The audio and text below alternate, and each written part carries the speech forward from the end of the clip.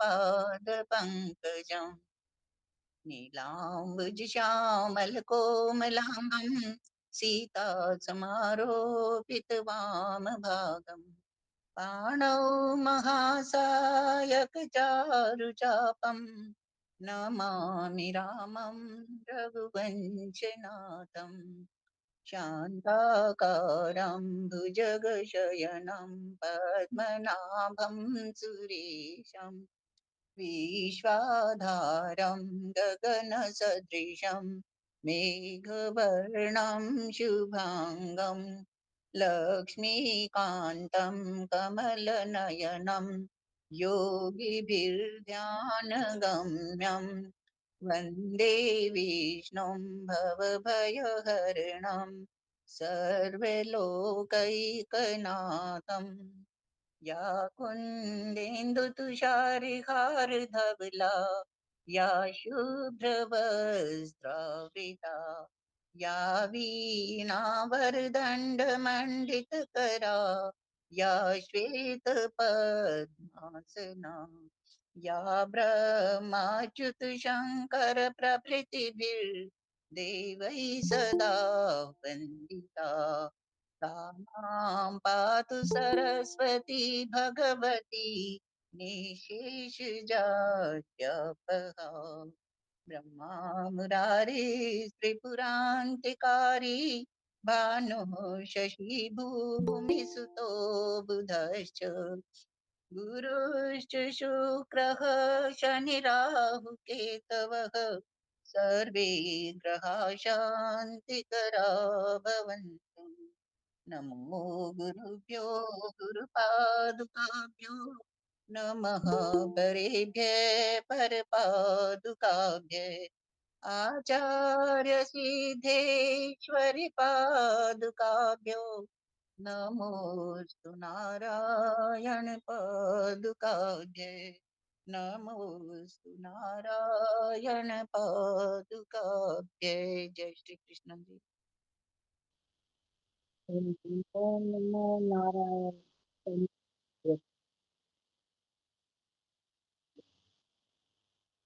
हनुमान जी का कौन लेना चाहता है? हाँ जी अंकल।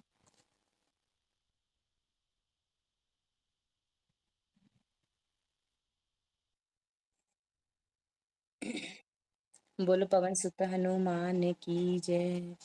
श्री गुरु चरण सरोज रज निज मन मुकुर सुधार वरुण रघुवर विमल जस जो दायक फल चार बुद्धिहीन तनु जानिके सुमिरो पवन कुमार बल बुद्धि विद्या दे मोहि हरो कलेश विकार सियापति राम जय जय राम। मेरे प्रभु राम जय जय राम। जय हनुमान ज्ञान गुण सागर जय कपीस तिहु लोक उजागर राम दूत अतुलित बल धामा अंजनी पुत्र पवन सुत नामा महावीर विक्रम बजरंगी कुमति निवार सुमति के संगी कंचन बरन केसरी नंदन जय हनुमान ज्ञान गुण सागर जय कपीस तिहु लोक उजागर राम दूत अतुलित बल धामा अंजनी पुत्र पवन सुत नामा राम दूत अतुलित बल महावीर विक्रम बजरंगी कुमति निवार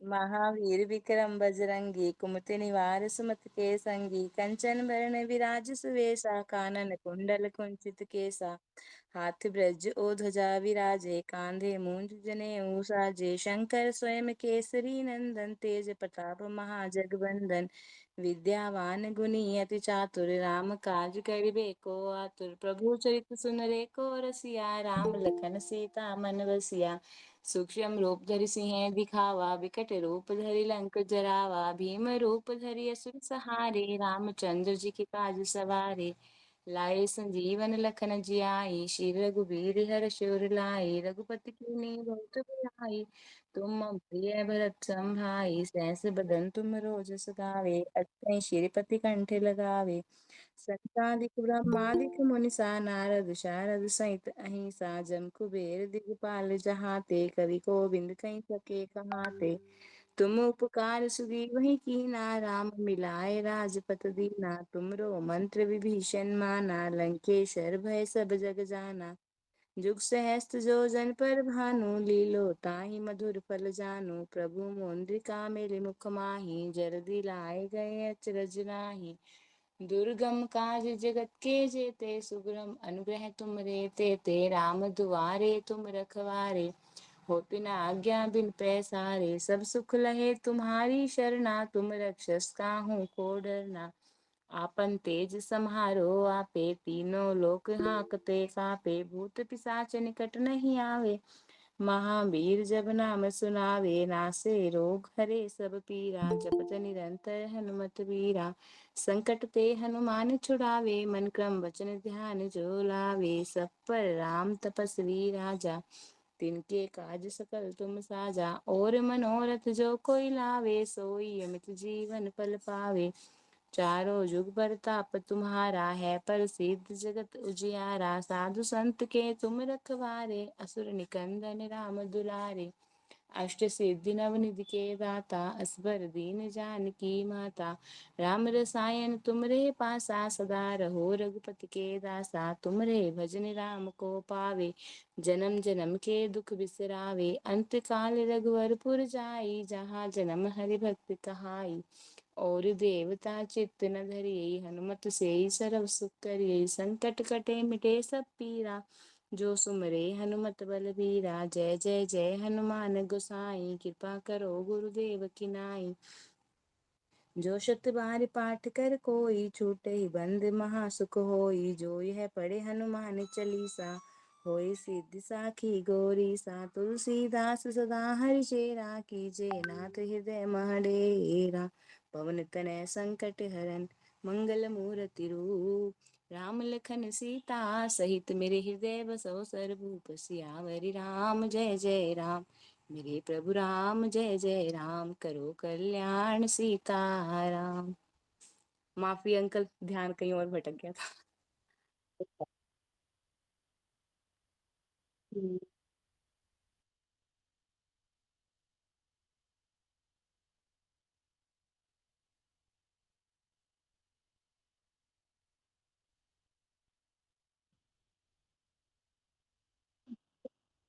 फिर बात नहीं किया एक बार भी, वही हैंड रेस करेंगे।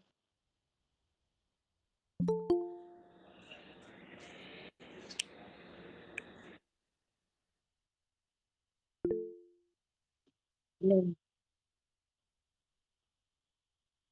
शिव शर्मा के नाम से आपने ज्वाइन किया था पहले? नहीं, आज मैंने उनको उन्होंने मेरे से लिंक मांगा है, तो शायद नहीं कर पा रहे होंगे। मैं उनको फोन करके बताती हूँ कि लिंक ज्वाइन कर लो। किसी भी आप कुछ कर लीजिए।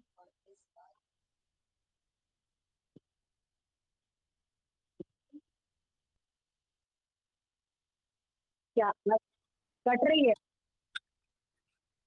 दोबारा ज्वाइन कर लीजिए। कीर्ति जी आप शुरू करिए, 73 पेज है। हाँ जी। भजमन नारायण नारायण नारायण, लक्ष्मी नारायण नारायण नारायण। भजमन नारायण नारायण नारायण। पापियों को प्राप्त होने वाली नरकों की यातनाओं का वर्णन, भगवत भक्ति का निरूपण तथा धर्मराज के उपदेश से भगीरथ का गंगा जी को लाने के लिए उद्योग। धर्मराज कहते हैं, राजा भगीरथ, अब मैं पापों के भेद और स्थूल यातनाओं का वर्णन करूंगा। तुम धैर्य धारण करके सुनो, क्योंकि नरक बड़े भयंकर होते हैं। जो दुरात्मा पापी सदा जिन नरक अग्नि में पकाए जाते हैं, वे नरक पाप का भयंकर फल देने वाले हैं। मैं उन सबका वर्णन करता हूँ। उनके नाम इस प्रकार हैं: तपन, बालुका, रौरव, महारौरव, कुंभ, कुंभिपाक, निरुच्छ्वास, कालसूत्र, प्रमर्दन, भयंकर, आसीपत्रवन, लालाभक्ष,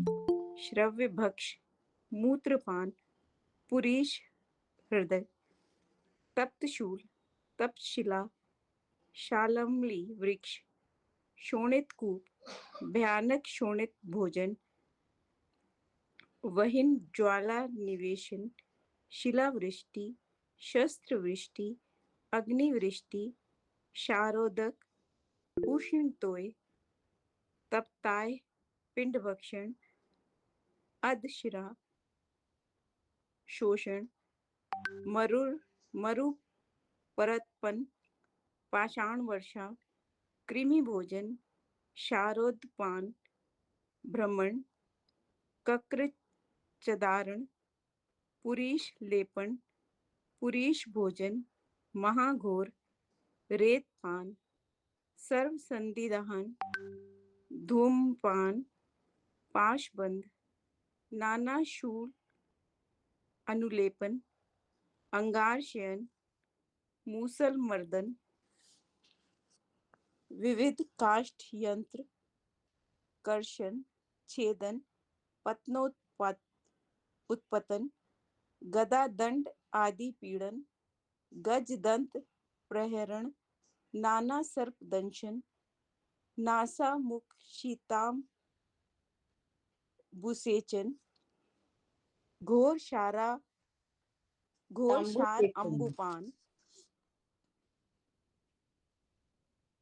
लवण भक्षण, स्नायुच्छेद, स्नायुबंध, अस्थि छेद, शार अंबु, पूर्ण रद्र प्रवेश, मांस भोजन, महाघोर पित्तपान, श्लेष्म भोजन, वक्ष अग्रपातन, जल अंतर्मंजन, पाषाण धारण, कंटको परिशयन, पीपली का दशन, वृश्चिक पीड़न, व्याघ्र पीड़ा, श्रृगाण पीड़ा, महिष पीड़न, कर्दम शयन, दुर्गंध परिपूर्ण, बहुशस्त्र अस्त्र शयन, महातिक्त निवेशन, अत्युक्षण तेल पान, महाकटुक निषेवण, काक्योदक पान, तप्त पाषाण तक्षण, अत्युक्षण शीत स्नान, दर्शन शीर्ण, तप्ताय शयन और अयोभार बंधन। महाभाग, इस तरह करोड़ों प्रकार की नरक यातनाएं होती हैं जिनका सहस्त्रों वर्षों में भी मैं वर्णन नहीं कर सकता। भूपाल, इन नरकों में से जिस पापी को जो प्राप्त होता है वह सब मैं बतलाऊंगा। ये सब मेरे मुख से सुनो। ब्रह्म हत्यारा, शराबी, सुवर्ण की चोरी करने वाला, गुरु पत्नी गामी, ये महापातकी हैं। इनसे संसर्ग रखने वाला पांचवा महापातकी है, जो पंडक्ति भेद करता, बलि वैश्व देवहीन होने के कारण व्यर्थ केवल शरीर के पोषण के लिए ही पाक बनाता, सदा ब्राह्मणों को लज्जित करता, ब्राह्मणों या गुरुजनों पर हुक्म चलाता और वेद बेचता है। ये 5 प्रकार के पापी ब्रह्म घातक कहे गए हैं। मैं आपको धन आदि दूंगा, ये आज्ञा देकर जो ब्राह्मण को बुलाता है और पीछे नहीं है ऐसा कहकर उसे सूखा जवाब दे देता है, उसे ब्रह्म हत्यारा कहा गया है। जो स्नान अथवा पूजन के लिए जाते हुए ब्राह्मण के कार्य में विघ्न डालता है, उसे भी ब्रह्मघाती कहते हैं। जो पराई निंदा और अपनी प्रशंसा में लगा रहता है तथा जो असत्य भाषण में रत रहता है, वह ब्रह्म हत्यारा कहा गया है। अधर्म का अनुमोदन करने वाले को भी ब्रह्मघाती कहते हैं। जो दूसरों को उद्वेग में डालता, दूसरों के दोषों की चुगली खाता और पाखंडपूर्ण आचार में तत्पर रहता है, उसे ब्रह्म हत्यारा बताया गया है। जो प्रतिदिन दान लेता, प्राणियों के वध में तत्पर रहता तथा अधर्म का अनुमोदन करता है, उसे भी ब्रह्मघाती कहा गया है। राजन, इस तरह नाना प्रकार के पाप ब्रह्म हत्या के तुल्य बतलाए गए हैं। अब मदिरापान के समान पाप का संक्षेप से वर्णन करता हूँ। गणानन भोज, कई जगहों से भोजन लेकर खाना, वैश्य सेवन करना और पतित पुरुषों का अन्न भोजन करना सुरापान के तुल्य माना गया है। उपासना का त्याग, देवल पुरुष, मंदिर के पुजारी का अन्न खाना तथा शराब पीने वाली स्त्री से संबंध रखना मदिरापान के समान माना गया है। जो द्विज शूद्र के यहाँ भोजन करता है, उसे सब धर्मों से बहिष्कृत शराबी ही समझना चाहिए। जो शूद्र की आज्ञा अनुसार दास का कर्म करता है, वे नर अधम ब्राह्मण मदिरापान के समान पाप का भागी होता है। इस तरह अनेक प्रकार के पाप मदिरापान के तुल्य माने गए हैं। अब मैं सुवर्ण की चोरी करने के समान पाप का वर्णन करता हूँ। सुनो। कंद, मूल, फल, कस्तूरी, रेशमी वस्त्र और रत्नों की चोरी को सदा सुवर्ण की चोरी के ही समान माना गया है। तांबा, लोहा, रांगा, कांस, घी, शहद और सुगंधित द्रव्यों का अपहरण करना सुवर्ण की चोरी के समान माना गया है। सुपारी, जल, चंदन तथा कपूर का अपहरण भी सुवर्ण की चोरी के समान है। श्राद्ध का त्याग, धर्म कार्य का लोप करना और यति पुरुषों की निंदा करना भी सुवर्ण की चोरी के समान माना गया है। भोजन के योग्य पदार्थों का अपहरण, विविध प्रकार के अनाजों की चोरी और रुद्राक्ष का अपहरण भी सुवर्ण की चोरी के समान माना गया है। अब गुरु पत्नी गमन के समान पाप का वर्णन किया जाता है।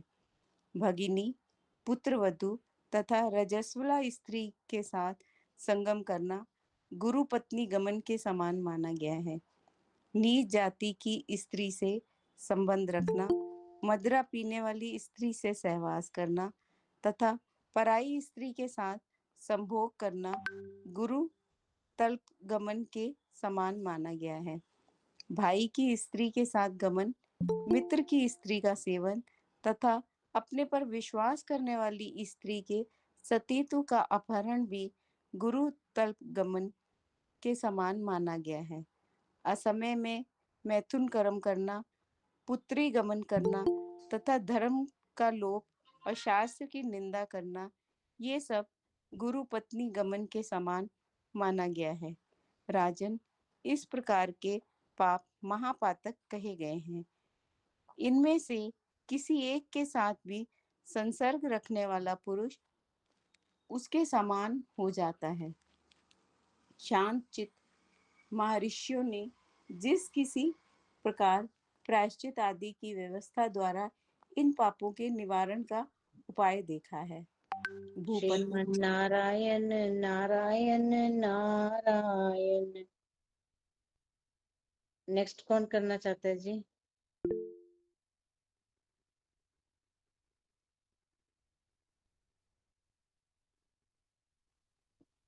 भज मन नारायण नारायण नारायण, भज मन नारायण नारायण नारायण। शांत चित्त महर्षियों ने जिस किसी प्रकार की प्रायश्चित आदि की व्यवस्था द्वारा यहाँ से भूपते जो पाप प्रायश्चित से रहित हैं, भूपते जो पाप प्रायश्चित से रहित हैं, उनका वर्णन सुनो। भूपते जो पाप प्रायश्चित से रहित हैं, उनका वर्णन सुनो। वे पाप समस्त पापों के तुल्य तथा बड़े भारी नरक देने वाले हैं। ब्रह्म हत्या आदि पापों के निवारण का उपाय तो किसी प्रकार हो सकता है, परंतु जो ब्राह्मण से द्वेष करता है उसका कहीं भी निस्तार नहीं होता। नरेश्वर, जो विश्वासघाती, कृतज्ञ तथा शूद्र जातीय स्त्री का संग करने वाले हैं, उनका उद्धार कभी नहीं होता। जिनका शरीर निंदित अन्न से पुष्ट हुआ है तथा जिनका चित्त वेदों की निंदा में ही रत है और जो भगवान कथा वार्ता आदि की निंदा करते हैं, उनका इहलोक तथा परलोक में कहीं भी उद्धार नहीं होता। प्रायश्चितहीन और भी बहुत से पाप हैं, उनका परिचय मेरे नरक वर्णन के साथ सुनो। जो महापात की बताए गए हैं, वे उन प्रत्येक नरक में एक एक युग रहते हैं और अंत में इस पृथ्वी पर आकार वे 7 जन्मों तक गधे होते हैं।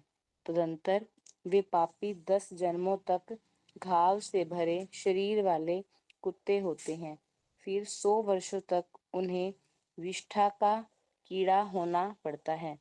तदंतर 12 जन्मों तक वे सर्प होते हैं। राजन, इसके बाद 1000 जन्मों तक वे मृग आदि पशु होते हैं। फिर 100 वर्षों तक स्थावर वृक्ष आदि योनि में जन्म लेते हैं। तत्पश्चात उन्हें गोथा गोह का शरीर प्राप्त होता है। अरे लल्ला मेरे फिर 7 जन्मों तक वे पापाचारी चांडाल होते हैं। इसके बाद 16 जन्मों तक उन्हें नीच जातियों में जन्म लेना पड़ता है। फिर 2 जन्म तक वे दरिद्र, रोग पीड़ित तथा सदा प्रतिग्रह लेने वाले होते हैं। इससे उन्हें फिर नरकगामी होना पड़ता है।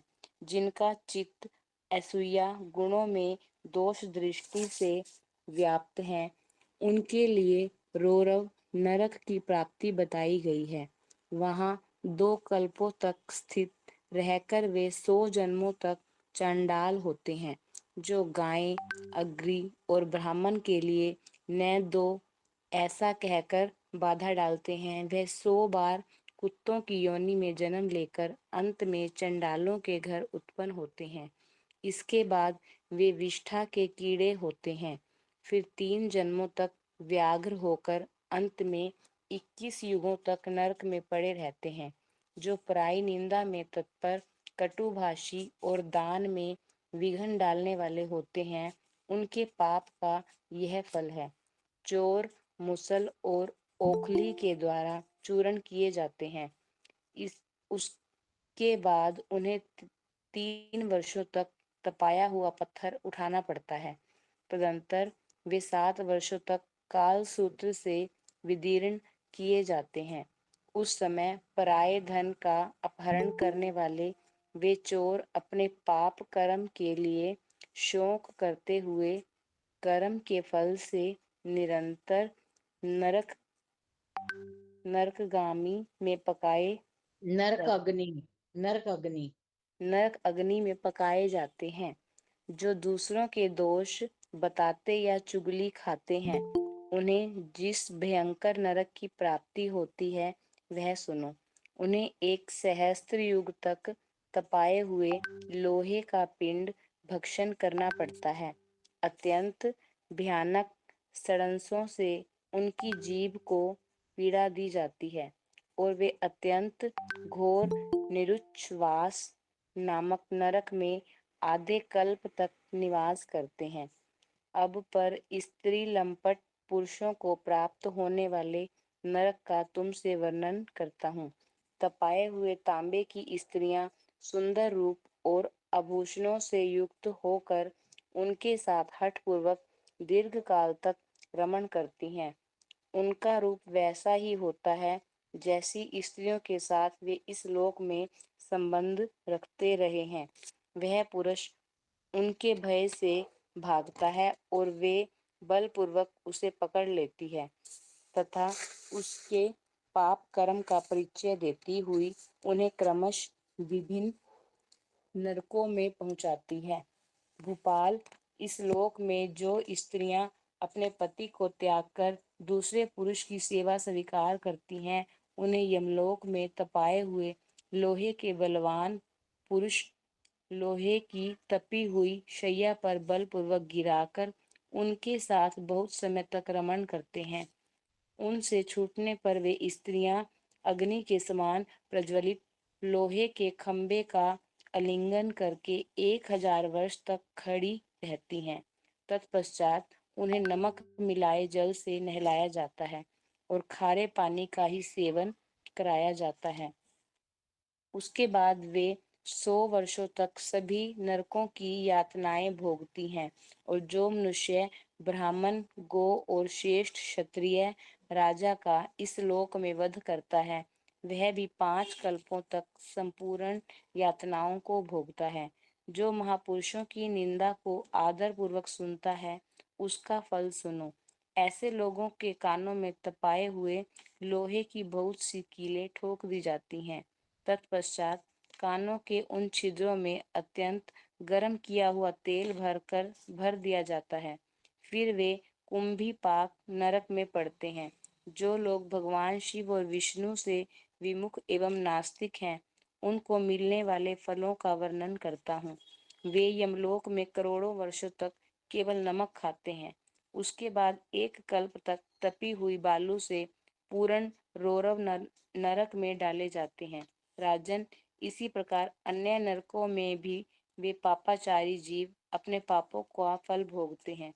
जो नराधम कोप पूर्ण दृष्टि से ब्राह्मणों की ओर देखते हैं, उनकी आंखों में हजारों तपी हुई सुइयां चबो दी जाती हैं।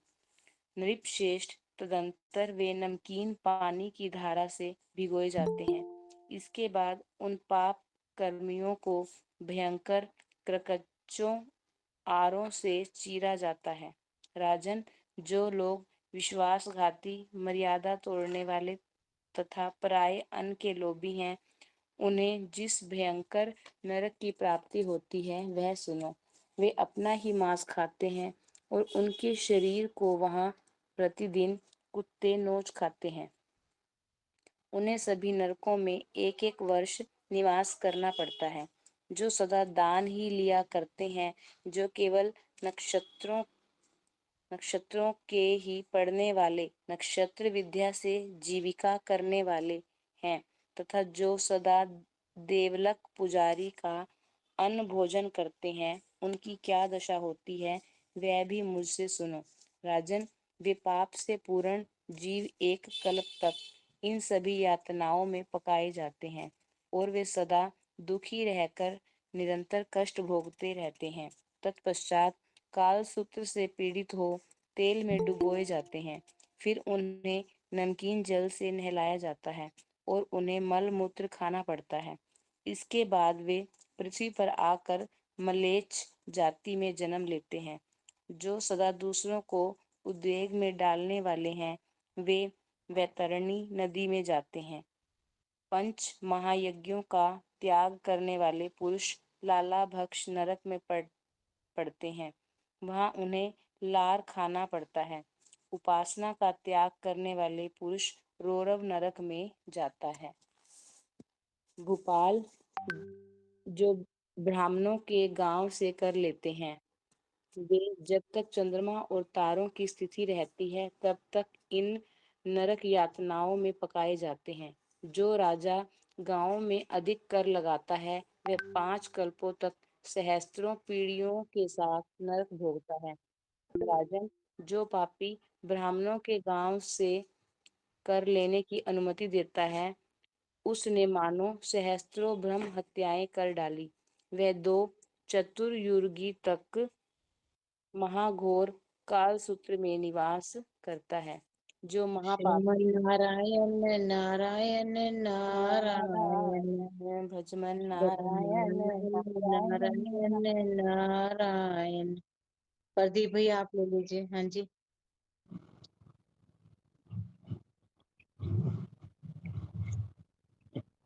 श्रीमन नारायण नारायण नारायण भजमन नारायण नारायण नारायण।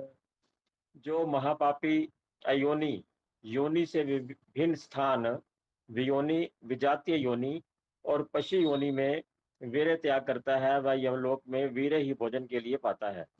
तत्पश्चात चर्बी से भरे हुए कुएं में डाला जाकर वहां 7 दिव्य वर्षों तक केवल वीर्य भोजन करके रहता है। उसके बाद मनुष्य होकर संपूर्ण लोकों में निंदा का पात्र बनता है। राजन, जो उपवास के दिन दातुन करता है वह 4 युगों तक व्याघ्र भक्ष्य नामक घोर नरक में पड़ा रहता है, जिसमें व्याघ्र उसका मांस खाते हैं आराम से आराम से। जिसमें व्याघ्र उसका मांस खाते हैं। जो अपने कर्मों का परित्याग करने वाला है उसे विद्वान पुरुष पाखंडी कहते हैं। उसका साथ करने वाला भी उसी के समान हो जाता है। वे दोनों अत्यंत पापी हैं और सहस्त्रों कल्पों तक क्रमशः नरक यातनाएं भोगते हैं। राजन, जो देवता संबंधी द्रव्य का अपहरण करने वाले और गुरु का धन चुराने वाले हैं वे ब्रह्म हत्या के समान पाप का फल भोगते हैं।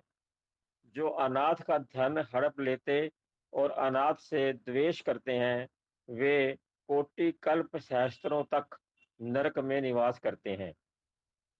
जो स्त्रियों और शूद्रों के समीप वेदाध्ययन करते हैं उनके पाप का फल बतलाता हूँ, ध्यान देकर सुनो। उनका सिर नीचे करके पैर ऊपर कर दिया जाता है और दोनों पैरों को 2 खंभों में कांटे से जड़ दिया जाता है। फिर वे ब्रह्मा जी के 1 वर्ष तक प्रतिदिन धुआं पीकर रहते हैं। जो जल और देव मंदिर में तथा उनके समीप अपने शारीरिक मल का त्याग करता है वह भ्रूण हत्या के समान अत्यंत भयानक पाप को प्राप्त होता है। जो ब्राह्मण का धन तथा सुगंधित काष्ठ चुराते हैं वे चंद्रमा और तारों की स्थिति पर्यंत घोर नरक में पड़े रहते हैं। राजन, ब्राह्मण के धन का अपहरण इहलोक और परलोक में भी दुख देने वाला है। इस लोक में तो वह धन का नाश करता है और परलोक में नरक की प्राप्ति कराता है। जो झूठी गवाही देता है उसके पाप का फल सुनो। वह जब तक 14 इंद्रों का राज्य समाप्त होता है तब तक संपूर्ण यातनाओं को भोगता रहता है। इस लोक में उसके पुत्र पौत्र नष्ट हो जाते हैं और परलोक में वह रौरव तथा अन्य नरकों को क्रमशः भोगता है। जो मनुष्य अत्यंत कामी और मिथ्यावादी हैं उनके मुंह में सर्प के समान जोंकें भर दी जाती हैं। इस अवस्था में उन्हें 60,000 वर्षों तक रहना पड़ता है। तत्पश्चात उन्हें खारे पानी से नहलाया जाता है। मनुजेश्वर, जो ऋतु काल में अपनी स्त्री से सहवास नहीं करते वे ब्रह्म हत्या का फल पाते और घोर नरक में जाते हैं। जो किसी को अत्याचार करते देखकर शक्ति होते हुए भी उसका निवारण नहीं करता वह भी उस अत्याचार के पाप का भागी होता है और वे दोनों नरक में पड़ते हैं।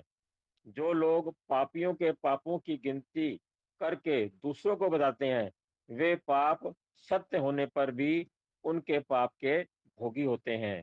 राजन, यदि वे पाप झूठे निकले तो कहने वाले को दूने पाप का भागी होना पड़ता है। जो पापहीन पुरुष में पाप का आरोप करके उसकी निंदा करता है वह चंद्रमा और तारों के स्थिति काल तक घोर नरक में रहता है। जो व्रत लेकर उन्हें पूर्ण किए बिना ही त्याग देता है वह 80 पत्र वन में पीड़ा भोगकर पृथ्वी पर किसी अंग से हीन होकर जन्म लेता है। जो मनुष्य दूसरों द्वारा किए जाने वाले व्रतों में विघ्न डालता है वह मनुष्य अत्यंत दुखदायक और भयंकर श्लेष्म भोजन नामक नरक में जहाँ कफ भोजन करना पड़ता है जाता है। जो न्याय करने तथा धर्म की शिक्षा देने में पक्षपात करता है वह 10,000 प्रायश्चित कर ले तो भी उस पाप से उसका उद्धार नहीं होता। जो अपने कटु वचनों से ब्राह्मणों का अपमान करता है वह ब्रह्म हत्या को प्राप्त होता है और संपूर्ण नरकों की यातनाएं भोगकर 10 जन्मों तक चांडाल होता है। जो ब्राह्मण को कोई चीज देते समय विघ्न डालता है उसे ब्रह्म हत्या के समान प्रायश्चित करना चाहिए। जो दूसरे का धन चुराकर दूसरों को दान देता है वह चुराने वाला तो नरक में जाता है और जिसका धन होता है उसी को उस दान का फल मिलता है। जो कुछ देने की प्रतिज्ञा करके नहीं देता है वह लाला बख्श नरक में जाता है। राजन, जो सन्यासी की निंदा करता है वह शिलायंत्र नामक नरक में जाता है। बगीचा काटने वाले लोग 21 युगों तक स्वभोजन नामक नरक में रहते हैं, जहां कुत्ते उनका मांस नोचकर खाते हैं। फिर क्रमशः वह सभी नरकों की यातनाएं भोगता है। भूपते, जो देव मंदिर तोड़ते, पोखरा नष्ट करते और फुलवाड़ी उजाड़ देते हैं, वे जिस गति को प्राप्त होते हैं वह सुनो। वे इन सब यातनाओं नरकों में पृथक पृथक पकाए जाते हैं। अंत में 21 कल्पों तक वे विष्ठा के कीड़े होते हैं। राजन, उसके बाद वे 100 बार चांडाल की योनि में जन्म लेते हैं। जो जूठा खाते और मित्रों से द्रोह करते हैं, उन्हें चंद्रमा और सूर्य के स्थिति काल तक भयंकर नरक यातनाएं भोगनी पड़ती हैं। जो पितृयज्ञ और देव यज्ञ का उच्छेद करते तथा वैदिक मार्ग से बाहर हो जाते हैं, वे पाखंडी के नाम से प्रसिद्ध हैं। उन्हें सब प्रकार की यातनाएं भोगनी पड़ती हैं। राजा भगीरथ, इस प्रकार पापियों के लिए अनेक प्रकार की यातनाएं हैं। प्रभो, मैं नरकों और उनकी यातनाओं की गणना करने में असमर्थ हूँ। भूपते, पापों, यातनाओं तथा धर्मों की संख्या बतलाने के लिए संसार में भगवान विष्णु के सिवा दूसरा कौन समर्थ है। इन सब पापों का धर्मशास्त्र की विधि से प्रायश्चित कर लेने पर पाप राशि नष्ट हो जाती है। धार्मिक कृत्यों में जो न्यूनाधिकता रह जाती है, उसकी पूर्ति के लिए लक्ष्मीपति भगवान विष्णु के समीप पूर्वोक्त पापों के प्रायश्चित करने चाहिए। गंगा, तुलसी, सत्संग, हरि कीर्तन, किसी के दोष न देखना और हिंसा से दूर रहना, ये सब बातें पापों का नाश करने वाली होती हैं। भगवान विष्णु को अर्पित किए हुए कर्म निश्चय ही सफल होते हैं। जो कर्म उन्हें अर्पित नहीं किए जाते, वे राख में डाली हुई आहुति के समान व्यर्थ होते हैं। नित्य, नैमित्तिक, काम्य तथा जो मोक्ष के साधन भूत कर्म हैं, वे सब भगवान विष्णु के समर्पित होने पर सात्विक और सफल होते हैं। श्रीमन नारायण नारायण नारायण नारायण नारायण नारायण, बद्री नारायण नारायण नारायण, श्रीमन नारायण नारायण नारायण। किरण कांता जी, आप करो जी। श्रीमन नारायण नारायण नारायण। भगवान विष्णु की उत्तम भक्ति सब पापों का नाश करने वाली है। निरपश्रेष्ठ, सात्विक, राजस और तामस आदि भेदों से भक्ति 10 प्रकार की जाननी चाहिए। वह पाप रूपी वन को जलाने के लिए दावानल के समान है। राजन, जो दूसरे का विनाश करने के लिए भगवान लक्ष्मीपति का भजन किया जाता है, वह अधमा तामसी भक्ति है, क्योंकि वह दुष्ट भाव धारण करने वाली है। जो मन में कपट बुद्धि रखकर, जैसे थोड़ा सा स्लो जी पढ़िए जी। जी, जैसे व्यभिचारिणी स्त्री अपने पति की सेवा करती है, उस प्रकार जगदीश्वर भगवान नारायण का पूजन करता है, उसकी वह मध्यमा तामसी भक्ति है। पृथ्वीपाल, जो दूसरों को भगवान की आराधना में तत्पर देखकर ईर्ष्यावश स्वयं भी भगवान श्री हरि की पूजा करता है, उसकी वह क्रिया उत्तमा तामसी भक्ति मानी गई है। जो धन धान्य आदि की याचना करते हुए परम श्रद्धा के साथ श्री हरि की अर्चना करता है, वह पूजा अधमा राजसी भक्ति मानी गई है। जो संपूर्ण लोकों में विख्यात कीर्ति का उद्देश्य रखकर परम भक्ति भाव से भगवान की आराधना करता है, उसकी वह क्रिया मध्यमा राजसी भक्ति कही गई है।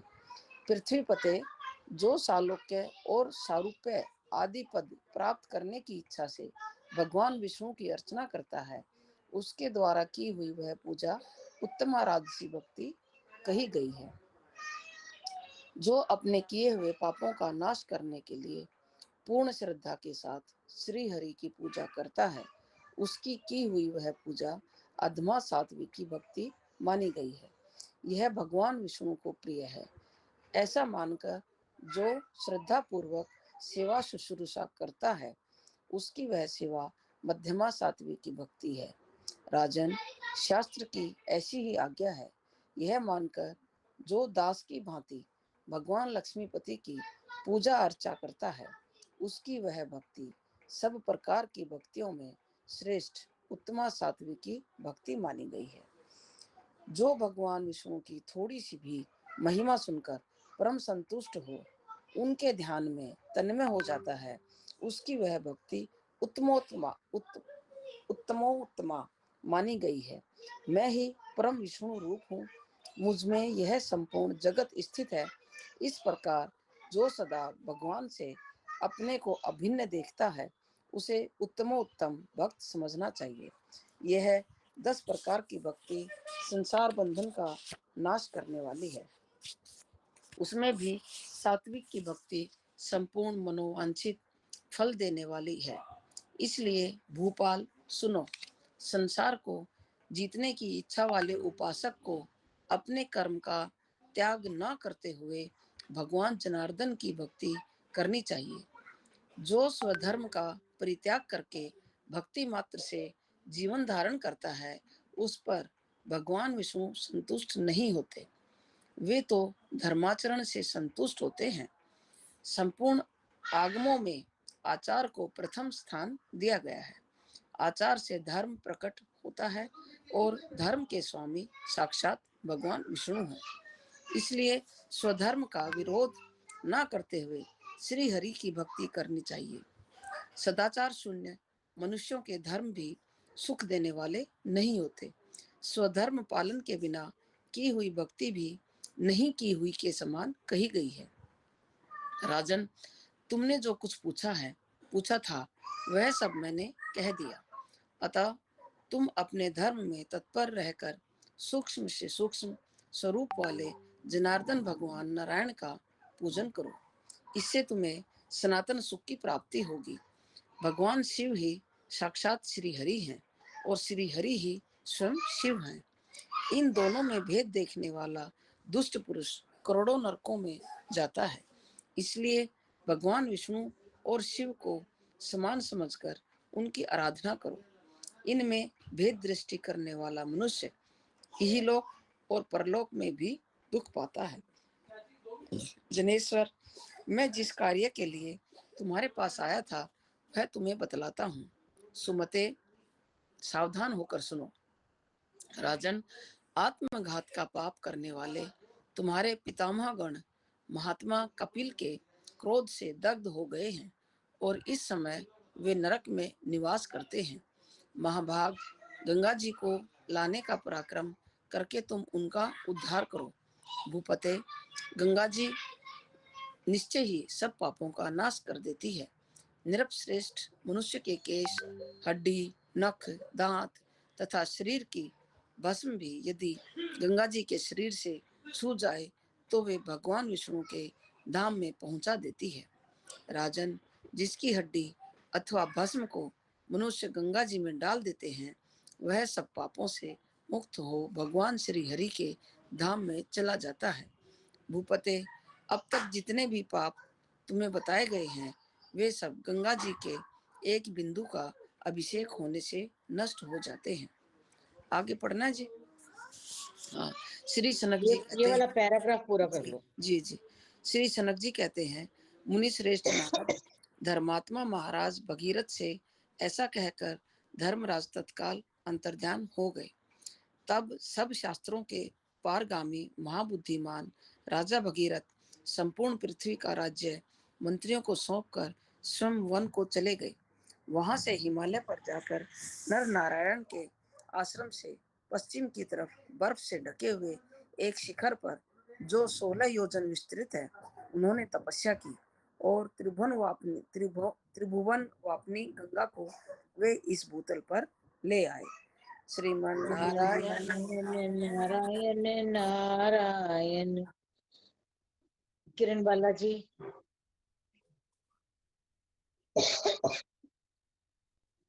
एक्चुअली मैंने किरण कांता जी का बाद में देखा, ये पहले भी कर चुके हैं। मैंने नहीं ली, मैंने भी हाँ, नहीं किरण ली। बालाजी ने नहीं किया।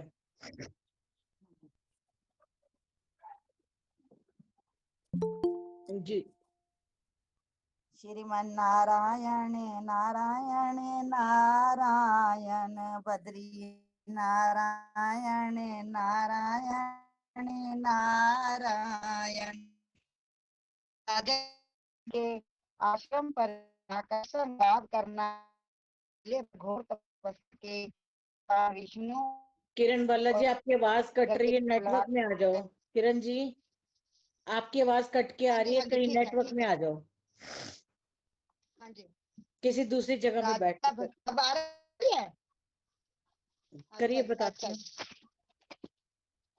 हाँ अभी कर रही हूँ, दूसरी जगह पे 1 मिनट में ना लगा रही हूँ जरा। श्रीमन नारायण नारायण नारायण नारायण।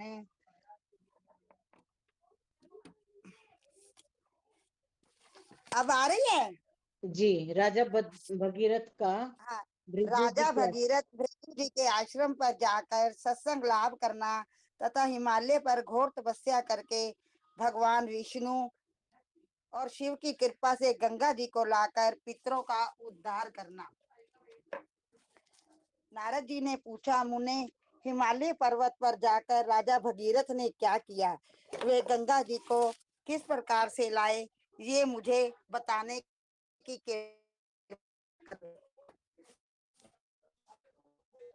श्री जनक जी ने कहा, मुने महाराज, भगीरथ जटा और चीर धारण करके तपस्या के लिए हिमालय पर जाते हुए गोदावरी नदी के तट पर पहुंचे।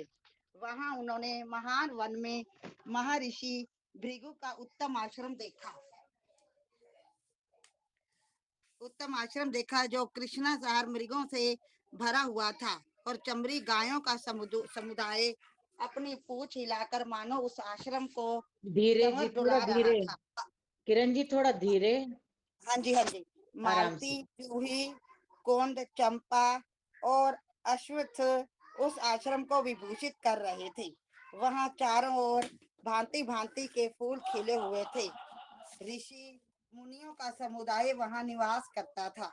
वेदों और शास्त्रों का महान घोष आकाश में गूंज रहा था। महर्षि भृगु के ऐसे आश्रम में राजा भगीरथ ने प्रवेश किया। भृगु जी पर ब्रह्म के स्वरूप का प्रतिपादन कर रहे थे। शिष्यों की मंडली उन्हें घेर कर बैठी थी। तेज में वे भगवान सूर्य के समान थे। राजा भगीरथ ने वहां उनका दर्शन किया और उनके चरण ग्रहण आदि विधि से उन ब्राह्मण शिरोमणि की वंदना की। साथ ही भृगु जी ने भी सम्मान पूर्वक राजा का आतिथ्य सत्कार किया। महर्षि भृगु के द्वारा आतिथ्य सत्कार हो जाने पर राजा भगीरथ उस मुनीश्वर से हाथ जोड़कर विनय पूर्वक बोले। भगीरथ ने कहा, भगवान, आप सब धर्मों के ज्ञाता तथा संपूर्ण शास्त्रों के विद्वान हैं। मैं संसार बंधन के भय से डरकर आपसे मनुष्यों के उद्धार का उपाय पूछता हूँ। सर्वज्ञ मुनि सतम, यदि मैं आपका कृपा पात्र हूँ तो जिस कर्म से भगवान संतुष्ट होते हैं वह मुझे बताइए। भृगु ने कहा, राजन, तुम्हारी अभिलाषा क्या है, ये मुझे मालूम हो गई। तुम पुण्यात्माओं में श्रेष्ठ हो, अन्यथा अपने समस्त कुल का उद्धार करने की योग्यता तुम में कैसे आती? भोपाल, जो कोई भी क्यों ना हो, यदि वे शुभ कर्मों के द्वारा अपने कुल के उद्धार की इच्छा रखता है तो उसे नर रूप में साक्षात नारायण ही समझना चाहिए। राजेंद्र, जिस कर्म से प्रसन्न होकर देवेश्वर भगवान विष्णु मनुष्यों को अभीष्ट फल प्रदान करते हैं वह बतलाता हूँ, एकाग्रचित होकर सुनो। राजन, तुम सदा सत्य का पालन करो और अहिंसा धर्म में स्थित रहो। सदा संपूर्ण प्राणियों के हित में लगे रहकर कभी भी झूठ ना बोलो। दुष्टों का साथ छोड़ दो, सत्संग का सेवन करो, पुण्य करो और दिन रात सनातन भगवान विष्णु का स्मरण करते रहो। भगवान महाविष्णु की पूजा करो और उत्तम शांति का आश्रय लो। द्वादशाक्षर अथवा अष्टाक्षर मंत्र जपो। इससे तुम्हारा कल्याण होगा। भगीरथ ने पूछा, मुने सत्य कैसे कहा गया है? संपूर्ण भूतों का हित क्या है? अनृत झूठ किसे कहते हैं? दुष्ट कैसे होते हैं? कैसे लोगों को साधु कहा गया है? तथा पुण्य कैसा होता है? भगवान विष्णु का स्मरण कैसे करना चाहिए और उनकी पूजा कैसे होती है? मुने शांति किसे कहा गया है? अष्टाक्षर मंत्र क्या है? तत्वार्थ के ज्ञाता महर्षि द्वादशाक्षर मंत्र क्या होता है? मुझ पर बड़ी भारी कृपा करके इन सब की व्याख्या करें। भृगु ने कहा, महाप्राज्ञ, बहुत अच्छा, बहुत अच्छा, तुम्हारी बुद्धि बहुत उत्तम है। भोपाल, तुमने मुझसे जो कुछ पूछा है वह सब तुम्हें बतलाता हूँ। विद्वान पुरुष यथार्थ कथन को सत्य कहते हैं। धर्म प्रायण मनुष्यों को इस प्रकार सत्य बोलना चाहिए कि धर्म का विरोध ना होने पाए। इसलिए साधु पुरुष देश काल आदि का विचार करके स्वधर्म का विरोध ना करते हुए जो यथार्थ वचन बोलते हैं वह सत्य कहलाता है। राजन, संपूर्ण जीवों में से किसी को भी जो क्लेश ना देना है उसी का नाम अहिंसा है। वह संपूर्ण कामनाओं को देने वाली बताई गई है। धर्म के कार्य में सहायता पहुंचाना और अधर्म के कार्य का विरोध करना, इसे धर्मज्ञ पुरुष संपूर्ण लोगों का हित साधन कहते हैं। धर्म और अधर्म का विचार ना करके केवल अपनी इच्छा के अनुसार कहना असत्य है। उसे सब प्रकार के कल्याण का विरोधी समझना चाहिए। राजन, जिनकी बुद्धि सदा कुमार्ग में लगी रहती है, जो सब लोगों से द्वेष रखने वाले और मूर्ख हैं, उन्हें संपूर्ण धर्मों से बहिष्कृत कर दुष्ट पुरुष जानना चाहिए। जो लोग धर्म और अधर्म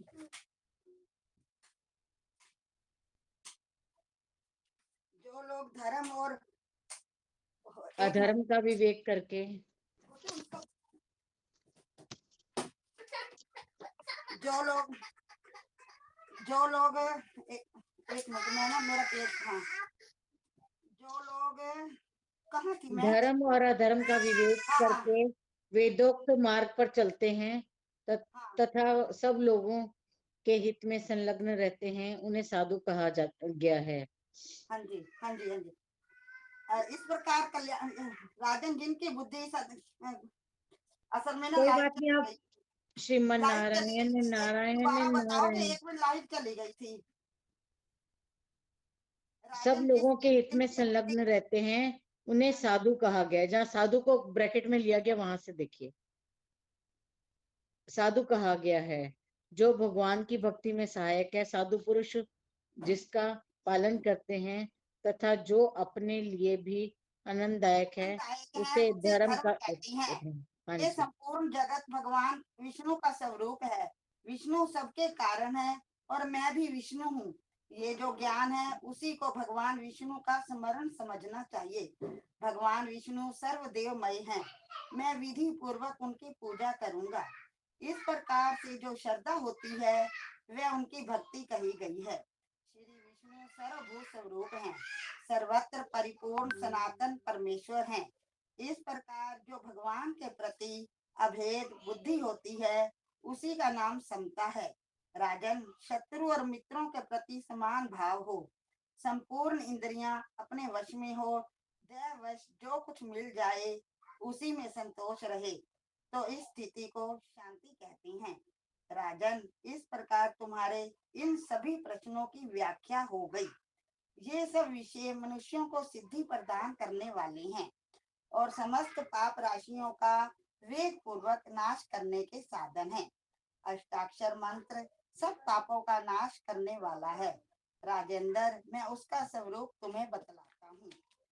वह समस्त पुरुषार्थों का एकमात्र साधन, भगवान विष्णु को प्रसन्न करने वाला तथा संपूर्ण सिद्धियों को देने वाला है। ओम नमो नारायणाय, यही अष्टाक्षर मंत्र है, इसका जप करना चाहिए। महाराज, ओम नमो भगवते वासुदेवाय, ये द्वादशाक्षर मंत्र कहा गया है। राजन, इन अष्टाक्षर और द्वादशाक्षर दोनों मंत्रों का समान फल है। इनकी प्रवृत्ति और निवृत्ति इन इन दोनों मार्ग वालों के लिए समता बताई गई है। इन दोनों मंत्रों के जप के लिए भगवान का ध्यान इस प्रकार करना चाहिए। भगवान नारायण अपने हाथों में शंख और चक्र धारण किए शांत भाव से विराजमान हैं। रोग और शोक उनका कभी स्पर्श नहीं करते। उनके वामांक में लक्ष्मी जी विराज रही हैं। वे सर्वशक्तिमान प्रभु सबको अभय दान कर रहे हैं। उनके मस्तक पर किरीट और कानों में कुंडल शोभा पाते हैं। वे नाना प्रकार के अलंकारों से सुशोभित है। गले में कौस्तुभ भमणी और वनमाला धारण किए हुए हैं। उनका वक्षस्थल श्री वस्त चिन्ह से चिन्हित है। वे पीताम्बरधारी भगवान देवताओं और दानों से भी वंदित है। उनका आदि और अंत नहीं है। वे संपूर्ण मनोवांछित फलों को देने वाले हैं। इस प्रकार भगवान का ध्यान करना चाहिए। वे अंतर्यामी, ज्ञान स्वरूप, सर्वव्यापी तथा सनातन है। राजा भगीरथ, तुमने जो कुछ पूछा वह सब इस रूप में बताया गया है। तुम्हारा कल्याण हो। अब सुख पूर्वक तपस्या में सिद्धि प्राप्त करने के लिए जाओ। महर्षि भृगु के ऐसा कहने पर राजा भगीरथ बहुत प्रसन्न हुए और तपस्या के लिए वन में गए। हिमालय पर्वत पर पहुंचकर वहां के मनोहर पावन प्रदेश में स्थित नादेश्वर महाक्षेत्र में उन्होंने अत्यंत दुष्कर तपस्या की। राजा तीनों काल स्नान करते, कंद मूल तथा फल खाकर रहते और उसी से आए हुए अतिथियों का सत्कार भी करते थे। वह प्रतिदिन होम में तत्पर रहते, संपूर्ण भूतों के हितैषी होकर शांत भाव से स्थित थे। उन्होंने भगवान नारायण की शरण ले रखी थी। पत्र, पुष्प, फल और जल से वे तीनों काल श्री हरि की आराधना करते थे। इस प्रकार अत्यंत धैर्य पूर्वक भगवान नारायण का ध्यान करते हुए वे सूखे पत्ते खाकर रहने लगे। तदंतर परम धर्मात्मा राजा भगीरथ ने प्राणायाम करते हुए श्वास बंद करके तपस्या करना प्रारंभ किया, जिनका कहीं अंत नहीं है या जो किसी से पराजित नहीं होते। उन्हीं श्री नारायण देव का चिंतन करते हुए वे 60,000 वर्षों तक श्वास रोके रहे। उस समय राजा की नासिका के छिद्र से भयंकर अग्नि प्रकट हुई। उसे देखकर सब देवता थर्रा उठे और उस अग्नि से संतप्त होने लगे। फिर वे देवेश्वर गण क्षीर सागर के उत्तर तट पर, जहाँ जगदीश्वर श्री हरि निवास करते हैं, पहुंचकर भगवान श्री महाविष्णु की शरण में गए और शरणागतों की रक्षा करने वाले देव देवेश्वर भगवान की इस प्रकार स्तुति करने लगे। श्रीमन नारायण नारायण नारायण नारायण श्रीमन नारायण नारायण नारायण। सॉरी, पता लाइट चली गई थी। कोई बात नहीं जी, कोई बात नहीं। जो जिसने भी पाठ नहीं किया वो कर ले। 2 पेज हैं अभी। श्रीमन नारायण नारायण नारायण। मैं बोलूं? जय श्री राम। सीमा जी का भी हो चुका है पहले। सीमा नरूला जी, आपने कर चुके हो आप? मैं कर तो चुकी हूँ, मैंने कहा कोई कर नहीं रहा तो नहीं नहीं नहीं, अभी रुकिए।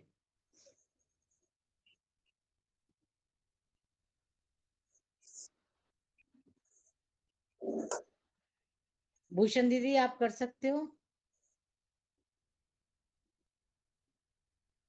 अच्छा जी, अच्छा जी। नहीं जी, मैं नहीं पढ़ सकती हूँ। अच्छा जी, अच्छा, कोई बात नहीं। मृदुला रानी जी, मृदुला रानी जी। नारायणी नारायणी नारायण श्रीमन नारायण नारायणी नारायण। देवताओं ने कहा, जो जगत की स्वभाव स्वामी तथा स्मरण करने वाले भक्तजनों की समस्त पीड़ा दूर कर देने वाले हैं, उन परमेश्वर श्री विष्णु को हम नमस्कार करते हैं। ज्ञानी पुरुष उन्हें स्वभावत शुद्ध, सरस, परिपूर्ण एवं ज्ञान स्वरूप कहते हैं। श्रेष्ठ योगी जन जिनका सदा ध्यान करते हैं, जो परमात्मा अपनी इच्छा के अनुसार शरीर धारण करके देवताओं का कार्य सिद्ध करते हैं, यह संपूर्ण जगत जिनका स्वरूप है तथा जो जगत के आदि स्वामी हैं, उन भगवान पुरुषोत्तम को हम प्रणाम करते हैं, जिनके नामों का संकीर्तन करने मात्र से दुष्ट पुरुषों के भी समस्त पाप नष्ट हो जाते हैं। जो सबके शासक, स्तवन करने योग्य एवं पुराण पुरुष है, उन भगवान विष्णु को हम पुरुषार्थ सिद्धि के लिए नमस्कार करते हैं। सूर्य आदि जिनके तेज से प्रकाशित होते हैं और कभी भी जिनकी आज्ञा का उल्लंघन नहीं करते, जो संपूर्ण देवताओं के अधीश्वर तथा पुरुषार्थ रूप हैं, उन मृदुला जी थोड़ा सा धीरे।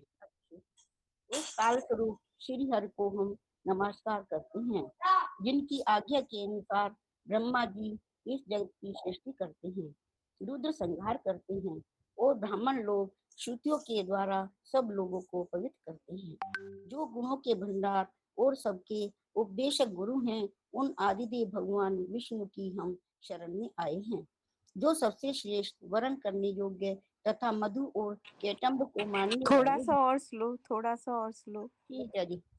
जो श्रेष्ठ भक्तों की मनोवांछित कामनाओं की सिद्धि के कारण हैं तथा एकमात्र ज्ञान द्वारा जिनके तत्व का बोध होता है, उन दिव्य शक्ति संपन्न भगवान को हम प्रणाम करते हैं। मृदुला जी आप एक लाइन छोड़ गए हो।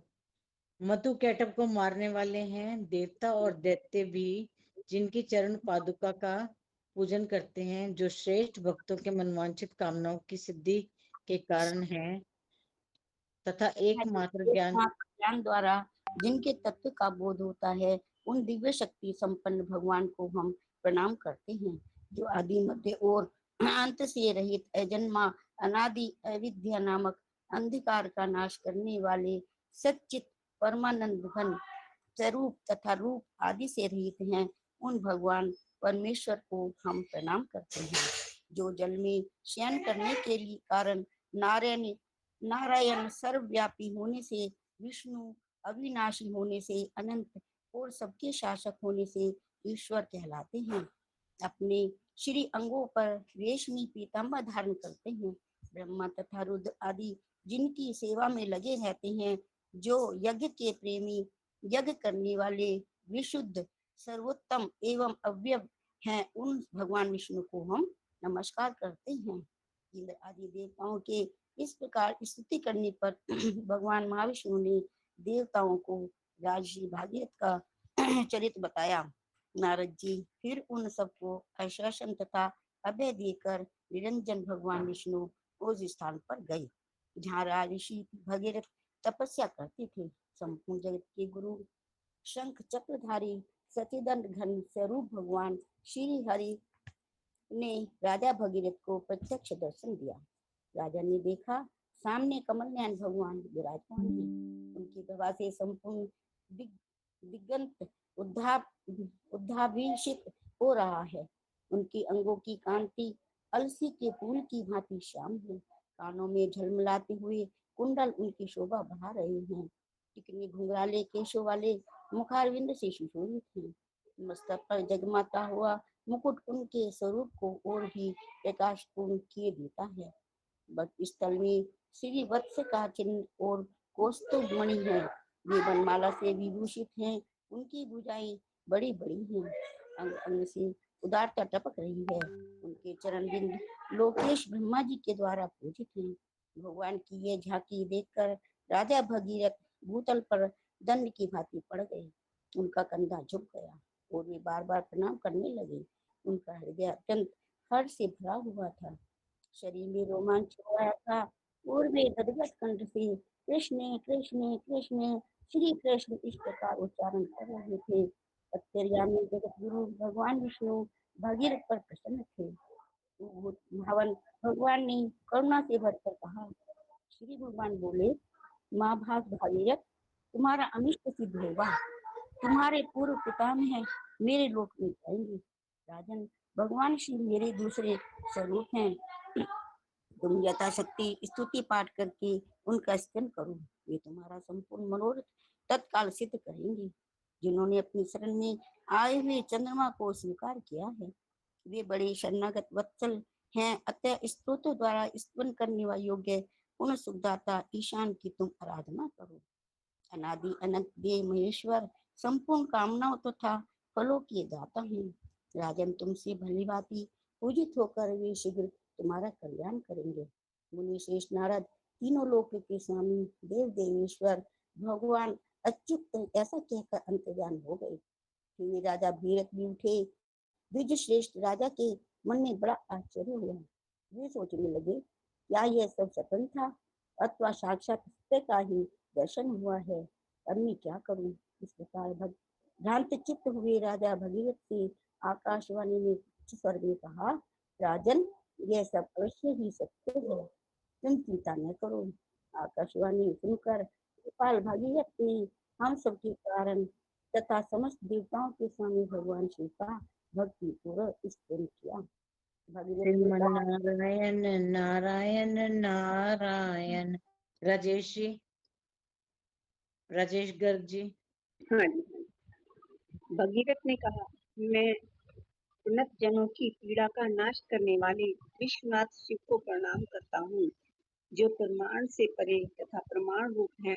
उन भगवान ईशान को मैं नमस्कार करता हूँ, जो जगत स्वरूप होते हुए भी नित्य और अजन्मा है, संसार की सृष्टि, संहार और पालन के एकमात्र कारण है। उन भगवान शिव को मैं प्रणाम करता हूँ। योगेश्वर महात्मा, जिनका आदि मध्य और अंत से रहित अनंत अजन्मा एवं अव्यव रूप से चिंतन करते हैं, उन पुष्टिवर्धक शिव को मैं प्रणाम करता हूँ। पशुपति भगवान शिव को नमस्कार है। चैतन्य स्वरूप भगवान शंकर को नमस्कार है। असमर्थों को सामर्थ्य देने वाले शिव को नमस्कार है। समस्त प्राणियों के पालक भगवान राजेश जी स्लो, राजेश जी स्लो थोड़ा। अच्छा, ठीक है जी। समस्त प्राणियों के पालक भगवान भूतनाथ को नमस्कार है। प्रभु, आप आत्मे पिनाक धारण करते हैं, आपको नमस्कार है। त्रिशूल से शोभित हाथ वाले आपको नमस्कार है। संपूर्ण भूत आपके स्वरूप हैं, आपको नमस्कार है। जगत के अनेक रूप आपके ही रूप हैं। आप निर्गुण परमात्मा को नमस्कार है। ध्यान स्वरूप आपको नमस्कार है। ध्यान के साक्षी आपको नमस्कार है। ध्यान में सम्यक रूप से स्थित आपको नमस्कार है तथा ध्यान से ही अनुभव में आने वाले आपको नमस्कार है, जो अपने ही प्रकाश से प्रकाशित होने वाले आत्मा परम ज्योति स्वरूप तथा सनातन है। तत्वज्ञ पुरुष, जिन्हें मानव नेत्रों को प्रकाश देने वाले सूर्य कहते हैं, जो उमाकांत, नंदीकेश्वर, नीलकंठ, सदाशिव, मृत्युंजय, महादेव, परात्पर एवं विभु कहे जाते हैं, पर ब्रह्म और शब्द ब्रह्म इनके स्वरूप है। इन समस्त जगत के कारणभूत परमात्मा को मैं प्रणाम करता हूँ।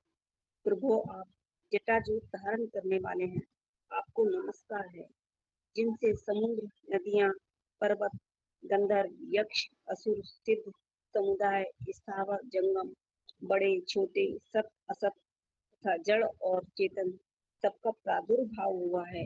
योगी पुरुष जिनके चरणार बिंदों में नमस्कार करते हैं, जो सबके अंतरात्मा रूपहीन एवं ईश्वर हैं, उन स्वतंत्र एक तथा गुणों के गुण स्वरूप भगवान शिव को मैं बार बार प्रणाम करता हूँ, बार बार मस्तक झुकाता हूँ। सब लोगों का कल्याण करने वाले महादेव भगवान शंकर इस प्रकार अपनी स्तुति सुनकर जिनकी तपस्या पूर्ण हो चुकी है, उन राजा भगीरथ के आगे प्रकट हुए। उनके 5 मुख और 10 भुजाएं हैं। उन्होंने अर्धचंद्र का मुकुट धारण कर रखा है। उनके 3 नेत्र हैं, एक एक अंग से उदारता टपकती है। उन्होंने सर्प का यज्ञोपवीत पहन रखा है। उनका वक्ष स्थल विशाल तथा कांति हिमालय के समान उज्जवल है। गज चरम का वस्त्र पहने हुए उन भगवान शिव के चरणार बिंद समस्त देवताओं द्वारा पूजित हो रहे हैं। नारद जी भगवान शिव को इस रूप में उपस्थित देख राजा भगीरथ उनके चरणों के आगे दंड की भांति पृथ्वी पर गिर पड़े। फिर सहसा उठकर उन्होंने भगवान के सम्मुख हाथ जोड़े और उनके महादेव तथा शंकर आदि नामों का कीर्तन करते हुए प्रणाम किया। राजा की भक्ति जानकर चंद्रशेखर भगवान शिव उनसे बोले, राजन मैं बहुत प्रसन्न हूँ। तुम इच्छानुसार वर मांगो। तुमने शोक और तपस्या द्वारा मुझे भली भांति संतुष्ट किया है। भगवान शिव के ऐसा कहने पर राजा का हृदय प्रसन्नता से खिल उठा और वे हाथ जोड़कर जगदीश्वर शिव से इस प्रकार बोले। भगीरथ ने कहा, महेश्वर, यदि मैं वरदान देकर अनुग्रहित करने योग्य हूँ तो हमारे पितरों की मुक्ति के लिए आप हमें गंगा प्रदान करें। भगवान शिव बोले, राजन मैंने तुम्हें गंगा दे दी, इससे तुम्हारे पितरों को उत्तम गति प्राप्त होगी और तुम्हें भी परम मोक्ष मिलेगा। यूं कहकर भगवान शिव अंतर्धान हो गए। तत्पश्चात जटाजूटधारी भगवान शिव की जटा से नीचे आकर जगत को एकमात्र पावन करने वाली गंगा समस्त जगत को पवित्र करती हुई राजा भगीरथ के पीछे पीछे चली। मुने, तब से परम निर्मल पाप हारणी गंगा देवी तीनों लोकों में भगीरथी के नाम से विख्यात हुई। सगर के पुत्र पूर्व काल में अपने ही पाप के कारण जहाँ दग्ध हुए थे, उस स्थान को भी सहिताओं में श्रेष्ठ गंगा ने अपने जल से प्लावित कर दिया। सगर पुत्रों की भस्म जो ही गंगा जल से प्रभावित हुई, त्यों ही वे निष्पाप हो गए। पहले जो नरक में डूबे हुए थे, उनका गंगा ने उद्धार कर दिया। पूर्व काल में यमराज ने अत्यंत कुपित होकर जिन्हें बड़ी भारी पीड़ा दी थी, वे ही गंगा जी के जल से उनके शरीर की भस्म अप्लावित होने के कारण उन्हीं यमराज के द्वारा पूजित हुए।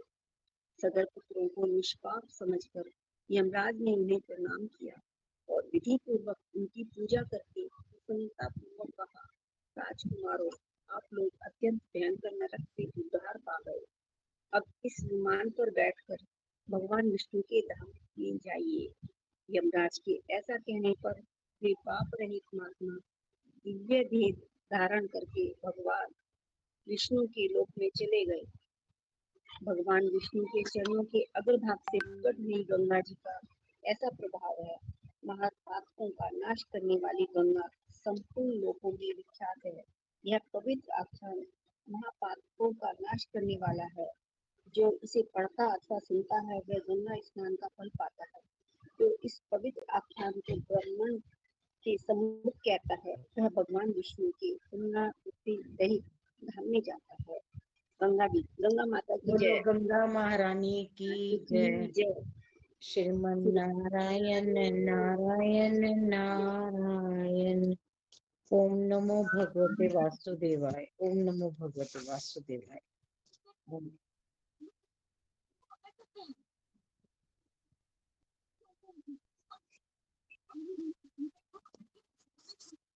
क्या प्रार्थना पढ़ूं?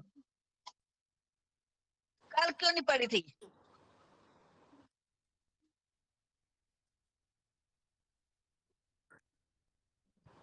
नहीं, मैं बैठी थी, मैं यही बैठी थी। नहीं, आपको आवाज दी थी, आपको आवाज दी थी। एक मिनट उठ के गई हूँ, मैं गई बैठी रही हूँ। चलो आप करो दीदी, अब करो। कांता दीदी करिए। भजमन नारायण नारायण नारायण, श्रीमन नारायण नारायण नारायण। और विष्णु भगवान की जय। हे सच्चिदानंद परमात्मन, हमें असत्य मार्ग से हटाकर सत्य मार्ग की ओर ले जाइए। हे ज्ञान स्वरूप प्रभु, हमें अज्ञान अंधकार से निकालकर प्रकाश की ओर ले जाइए। हे मृत्युंजय भगवान, हमें मृत्यु के भय से छुड़ाकर अमर बना दीजिए। हे भक्त वत्सल नारायण, हमारे हृदय में सदैव ही आपके चरण कमलों की भक्ति बनी रहे। हे मर्यादा पुरुषोत्तम जगदीश, हमें ऐसी पवित्र निर्मल और उज्जवल बल बुद्धि प्रदान कीजिए कि जिसके द्वारा हम अधर्म से हटकर धर्म की ओर बढ़ सकें। ये सर्वशक्तिमान पिता, हमें ऐसा विशाल और बलवान हृदय प्रदान करो कि हम इस संसार की शुभ शुभ घटनाओं का धैर्य, धर्म, बल और प्रेम पूर्वक सामना कर सके। हे करुणा निधि दीन बंधु, हमें ऐसा उत्तम जीवन प्रदान करो कि जिससे हम आपके दिए हुए तन मन और धन का सदुपयोग करते हुए दीन और दुखी जगत की सेवा कर सकें। हे मनमोहन त्रिलोकीनाथ, हमें ऐसी प्रिय और मधुर वाणी प्रदान करो कि जिससे हम सारे संसार को अपना बना सकें। ये समझ जगतधार कृपा सिंधु आज इस शुभ दिन शुभ घड़ी में आपके परम पुनीत चरणों में यही प्रार्थना है। स्वीकार करो, स्वीकार करो, स्वीकार करो। ओम शांति शांति शांति।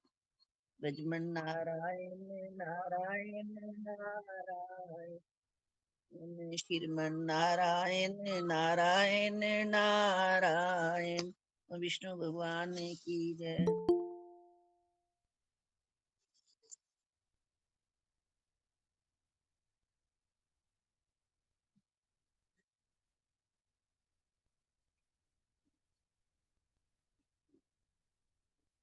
आज आज वैसे भी बृहस्पतिवार है, करना चाहिए।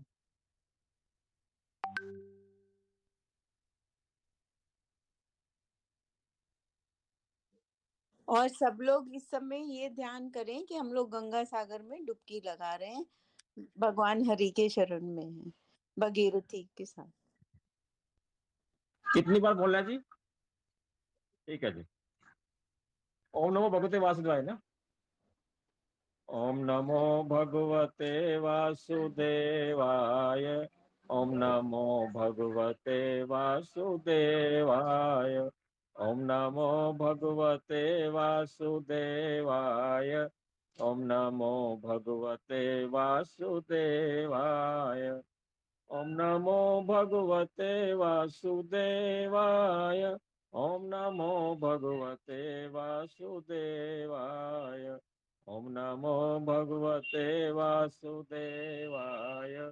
ओम नमो भगवते वासुदेवाय। ओम नमो भगवते वासुदेवाय। ओम नमो भगवते वासुदेवाय।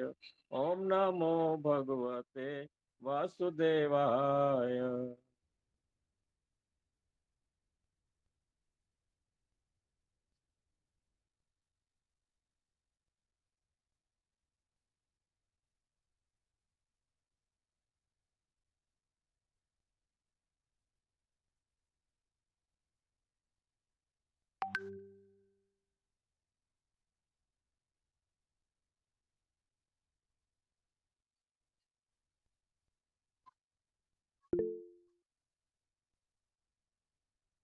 मैं कह रही थी मृदुला जी एक गंगा जी का भजन गाती हैं अगर समय हो तो, 5 मिनट का ही।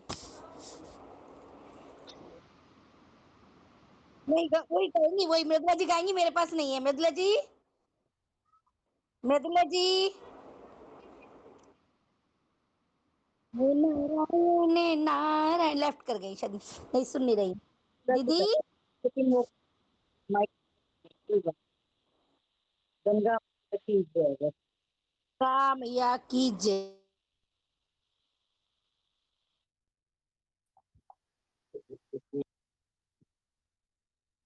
बोल रही हूँ, मैं बोल रही हूँ गंगा जी का बोल रही हूँ। त्रिलोकी में सबसे ऊंचा हरिद्वार का धाम, ये है तीर्थ बड़ा महान, ये है तीर्थ बड़ा महान। त्रिलोकी में सबसे ऊंचा हरिद्वार का धाम, ये है तीर्थ बड़ा महान, ये है तीर्थ बड़ा महान। भागीरथ गंगा को लाया, भागीरथ गंगा को लाया, हरिद्वार को स्वर्ग बनाया, हरिद्वार को स्वर्ग बनाया। जो भी करता स्नान उसे मिल जाता गंगा मैया, जो भी करता स्नान उसे मिल जाता मुक्ति धाम। ये है तीर्थ बड़ा महान, ये है तीर्थ बड़ा महान। त्रिलोकी में सबसे ऊंचा हरिद्वार का धाम, ये है तीर्थ बड़ा महान। ऋषियों मुनियों की है धरती, सबके मन को पावन करती, ऋषियों मुनियों की है धरती, सबके मन को पावन करती। सबसे सबके मन को, सब सच्चे मन से जो भी ध्याता, सच्चे मन से जो भी ध्याता हो जाता कल्याण, ये है तीरथ बड़ा महान। गंगा मैया का तट होवे, निर्मल पावन जल भी होवे। गंगा मैया का तट होवे, निर्मल पावन जल भी होवे। सबके मन को शुद्ध कर देती, जो करता स्नान ध्यान। त्रिलोकी में सबसे ऊंचा, हरिद्वार का धाम। ये है तीरथ बड़ा महान। घर घर आरती पूजा होवे, भागीरथ फल उसको देवे। घर घर आरती पूजा होवे, भागीरथ फल उसको देवे। झोलियां उसकी भर देती है, झोलियां उसको भर देती है, जो आता इनके धाम। ये है तीरथ बड़ा महान, ये है तीरथ बड़ा महान। त्रिलोकी में सबसे ऊंचा, हरिद्वार का धाम। ये है तीरथ बड़ा महान। बोल गंगा मैया की जय। जय। बहुत सुंदर, आज बहुत सुंदर। दिनांक 27 अप्रैल 2023, दिन बृहस्पतिवार। गंगा मैया जी के आरती के दिव्य दर्शन करिए। बोलो गंगा मैया की जय। एकता भवन हरिद्वार। हर हर महादेव, हर हर महादेव। हर हर महादेव, हर हर महादेव। गंगा महारानी की। गंगा जी तुलसीदास जी ने एक चौपाई लिखी है गंगा जी के बारे में।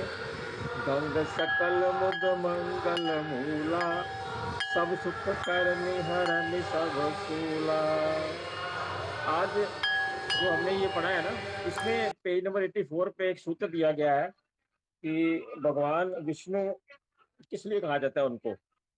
और जो जल में शयन करने वाले हैं उनको नारायण कहते हैं, जो सर्वव्यापी हैं उनको विष्णु कहते हैं, और जो अविनाशी है जिनका नाश नहीं होता उन्हें अनंत नाम से कहा गया है, और जो सबका शासन करते हैं उनको ईश्वर कहते हैं।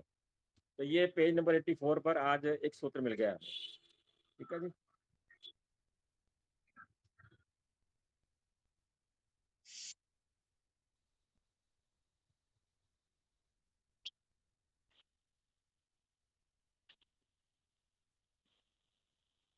बहुत बहुत धन्यवाद भैया, सबका बहुत बहुत धन्यवाद।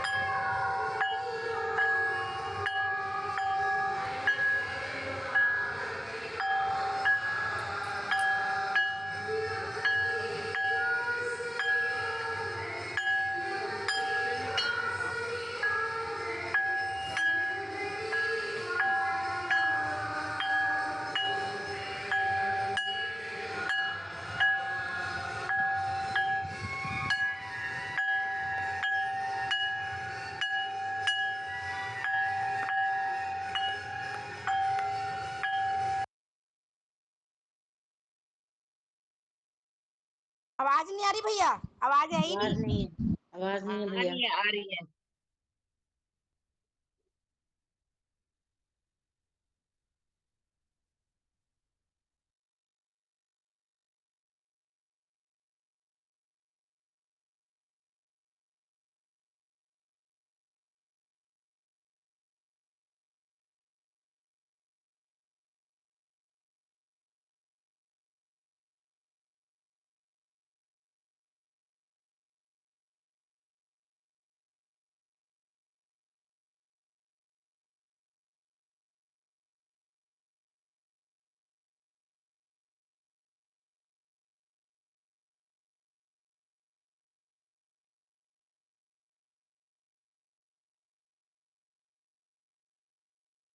जय श्री राम भैया।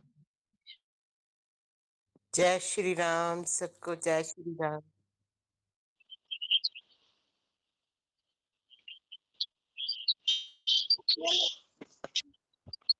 किरण जी ने 2 बार वैसे कर लिया, एक पढ़ किया था, एक बार अब पढ़।